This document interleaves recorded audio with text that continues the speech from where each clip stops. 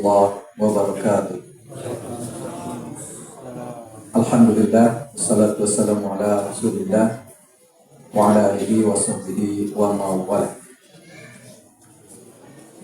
Bapak dan Ibu sekalian, alhamdulillah ini malam ke-20 ya. Masih dari tema besar lifelong learning. Nah, pada kesempatan malam ke-20 ini kita akan membawakan temanya Fadilah 10 malam terakhir, final spirit yang paling penting. Semalam kita belajar bahwa adab adalah fondasi ilmu.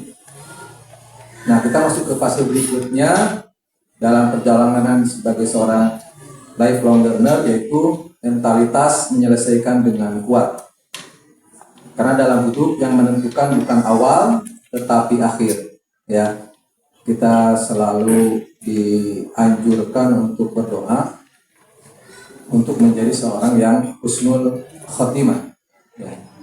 Begitupun dalam hadis Nabi disampaikan, innamal a'malu bil khawatim. Sesungguhnya amal-amalan itu tergantung kepada akhirnya. Nah, ini saya mau mulai dengan sebuah cerita. Jadi di Amerika ada seorang namanya Mr. Darby. Nah, si Mr. Darby ini pekerjaannya adalah, bukan pekerjaannya, bisnisnya adalah tambang emas. Nah, dia menggali gitu ya. Ternyata tidak didapatkan yang disebut dengan vein atau urat emasnya ya. Kalau di emas itu ada vein, itu urat emas. Akhirnya dia putus asa dan akhirnya menjual barang-barang atau peralatan tambangnya itu kepada tukang besi rongsokan. Gitu ya. Dan setelah dibeli, si tukang besi ini pintar ya. Kemudian dia meminta tenaga ahli pertambangan ya untuk mengecek sebenarnya ada nggak sih emas di dalam tanah ini. Nah, ternyata setelah dicek ya, ternyata jaraknya dari urat emas itu hanyalah tinggal 3 kaki. Ya, kalau 3 kaki itu sekitar 1 meteran lagi. Dan akhirnya yang mendapatkan kekayaannya itu adalah si tukang rongsok. Nah, itu Bapak dan Ibu sekalian, seringkali kita itu gagal padahal tinggal beberapa langkah lagi. Ya. Walaupun pada kenyataannya si Darby ini akhirnya dia setelah mengetahui kenyataan tersebut dia bangkit ya, dia akhirnya mendirikan perusahaan asuransi dan selalu mengatakan, saya dulu pernah gagal gara-gara tinggal 3 langkah lagi, 3 kaki lagi di depan. Ya, padahal saya kalau misalnya punya finisher strong mentality, mentalitas ya sampai tuntas, mungkin saya akan. Dan akhirnya justru setelah mendirikan perusahaan asuransi itu, akhirnya dia berhasil sukses menjadi salah satu perusahaan asuransi yang hebat yang Amerika. Nah, Bapak dan Ibu sekalian, begitu pula Ramadan ini. Ya, Ramadan ini sebetulnya nilai kebesarannya, keagungannya, powernya adalah Lailatul Qadar. Qadar itu artinya apa sih? Qadar itu artinya power, kekuasaan, kemuliaan. Ya. Jadi Lailatul Qadar adalah malam yang penuh dengan kemuliaan. Ya. Kalau di Al-Quran surah ya apa berarti? A'udzubillahi minasyaitonir rajim. Inna anzalnahu fi lailatul qadar. Wa ma adraka ma lailatul qadar. Lailatul qadri khairum min alfi syahr. Nah, sesungguhnya malam qadar itu, malam kemuliaan itu lebih baik daripada 1000 bulan. Ya. Jadi kalau kita gagal ini 10 malam terakhir, besok mulai ya, maka sebetulnya kita melewatkan the final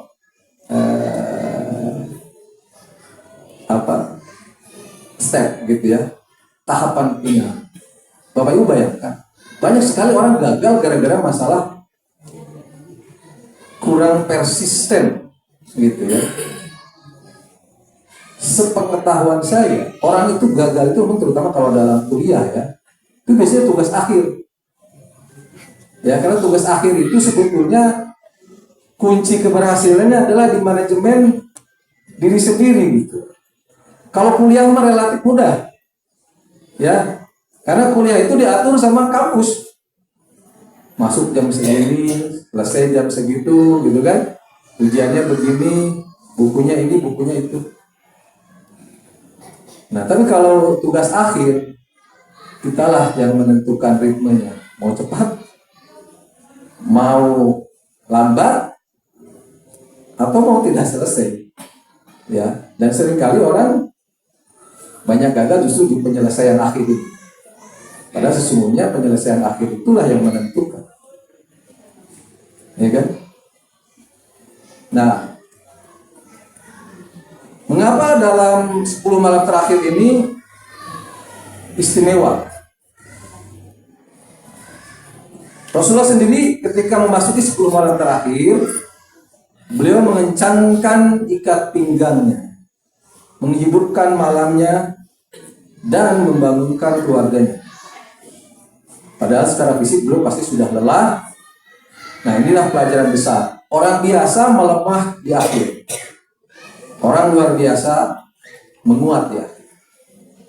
Jadi ada katanya peribahasa ya, success is not destination, success is a journey. Jadi sukses itu sebetulnya bukan tujuan, tapi sukses itu adalah proses perjalanan. Ya. Karena orang sukses itu sebetulnya dibangun oleh sukses-sukses kecil, dan dia senantiasa sabar di dalam menjalani. Jadi kalau ada peribahasa ya, man jadda wajad, orang siapa yang bersungguh-sungguh maka dia akan sukses, terwujud. Man jadda wajad. Ternyata itu enggak cukup ya. Mungkin di sini ada pernah baca bukunya, itu sangat bagus dan difilmkan, itu Negeri 5 Menara ya. Negeri 5 Menara itu keren menurut saya. Ya. Novelnya juga bagus, filmnya juga bagus. Ya. Bagaimana menggambarkan kehidupan pesantren. Ya.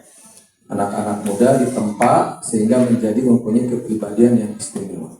Di situ ada 3 mantra. Mantra pertama tadi manjada wajada. Nah, ternyata setelah dijalanin sama si lakonnya ini, ternyata nggak cukup. Manjada wajada itu harus ditambahin mantra yang kedua, yaitu man sobaro zofiro. Barang siapa yang sabar pasti akan beruntung. Ya. Nah, problemnya kadang-kadang kita nih pengen sukses itu instan. Ya. Padahal yang instan-instan itu biasanya pasti ada masalah biasanya sih. Secara sunatullahnya ya emang kita harus ngikutin. Ya. Dan yang terakhir, mantra yang ketiga, mansaru ala darbi wasol. Barang siapa yang konsisten, yang tekun di dalam menjalani jalannya, dia akan sampai.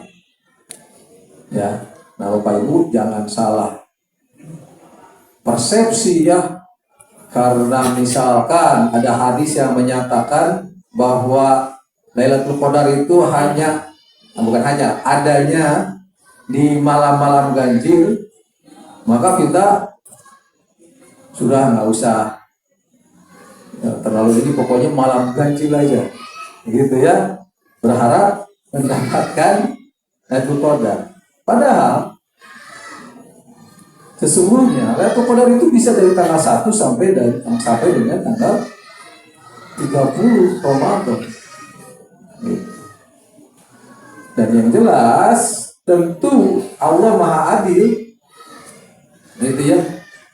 Kalau menurut saya nggak mungkin orang tiba-tiba dapat Lailatul Qadar dia tidak menjalani prosesnya dengan baik.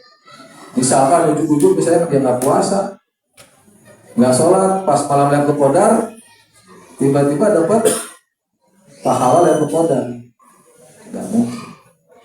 Ya, jadi tadi mansaro ala darbi wasolat, kita jalankan puasa ini dari hari pertama sampai hari terakhir, harus persisten.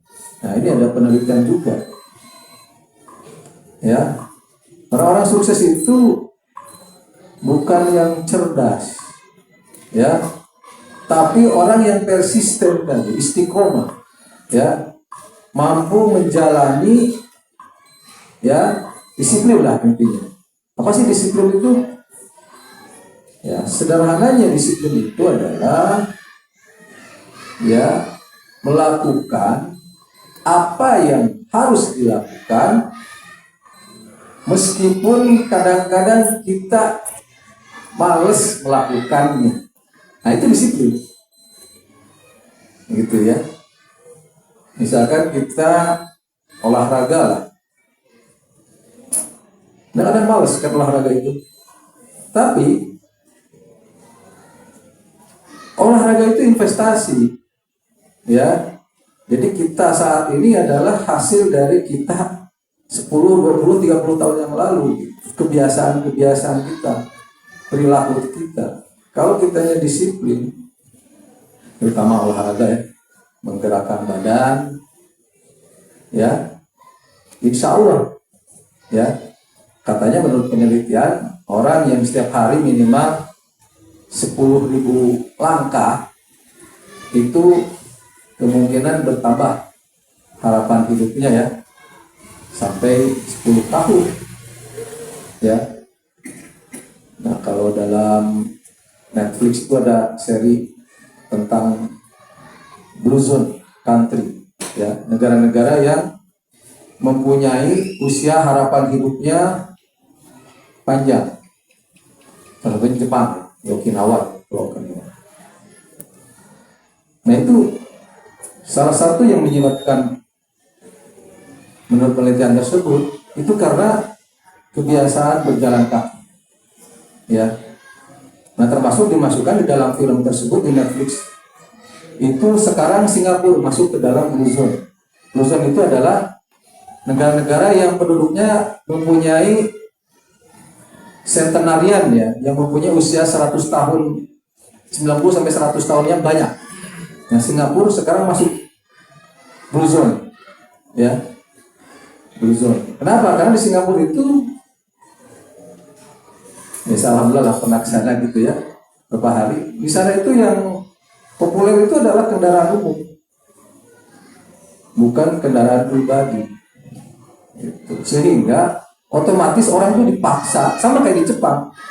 Di Jepang itu kendaraan umum, hampir semua lah negara-negara yang metropolitan maju, yang transportasi massalnya bagus, itu orang lebih seneng pakai kendaraan umum karena parkirnya sangat mahal, pajaknya juga sangat mahal, parkir terbatas, ya.